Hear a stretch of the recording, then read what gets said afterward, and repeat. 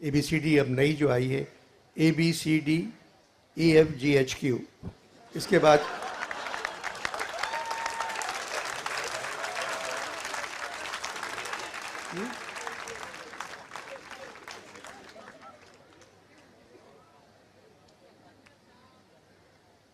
और फिर एक GHQ की और भी बड़ी अच्छी बात है, हमारे फौज के सरबराह जो हैं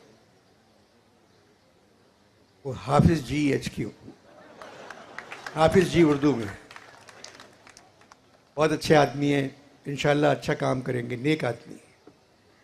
उनके बारे में आज तक मैंने किसी से कोई गलत लफ्ज़ नहीं सुना।